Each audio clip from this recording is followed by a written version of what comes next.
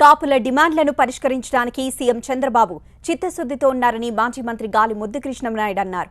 YCP నేతలతో చేతులు కలిపిన ముద్రగడ పద్మనాభం అభివృద్ధిని అడ్డుకుంటున్నారని విమర్శించారు. కులాల మధ్య చిచ్చు పెట్టడానికి ముద్రగడ ప్రయత్నిస్తున్నారని ఆరోపించారు. ఆయన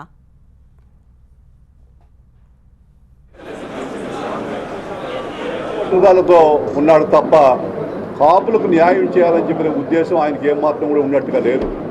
94లోనే ఆయన కాపు ఉద్యమాన్ని చేపట్టి పెద్ద సభలు పెట్టి కాపులకు రిజర్వేషన్ కావాలని చెప్పి ఉద్యమం చేశాడు. ఎన్నికల్లో పోటీ చేశాడు. ఘోరంగా విఫలమయ్యాడు. డిపాజిట్ కూడా రాకుండా ఓడిపోయాడు 2004లో, 94లో. అదేవిధంగా 2004లో కాంగ్రెస్ వచ్చింది, 2009లో కాంగ్రెస్ వచ్చింది. 10 ఏళ్ళు కాంగ్రెస్ వాళ్ళు ఉన్నప్పుడు నోరు కూడా తెరవలేదు.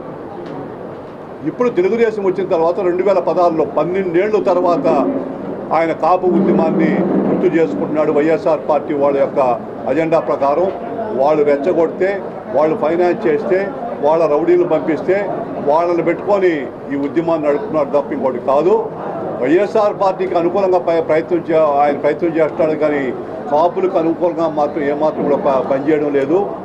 చంద్రబాబు నాయుడు గారు కాపులకి వాళ్ళకి ఫారిన్ పోవాలంటే కూడా దాదాపు 20 లక్షల రూపాయలు ఆర్థిక సహాయం చేస్తామని వాళ్ళకంతా కూడా లోన్లంతా కూడా ఇస్తున్నాడు. వాళ్ళకి ట్యాక్సీలు కొనుక్కోవడానికి కానీ షాపులు పెట్టుకోవడానికి కానీ లోన్లు ఇస్తున్నారు, ఆర్థిక సహాయం చేస్తున్నారు.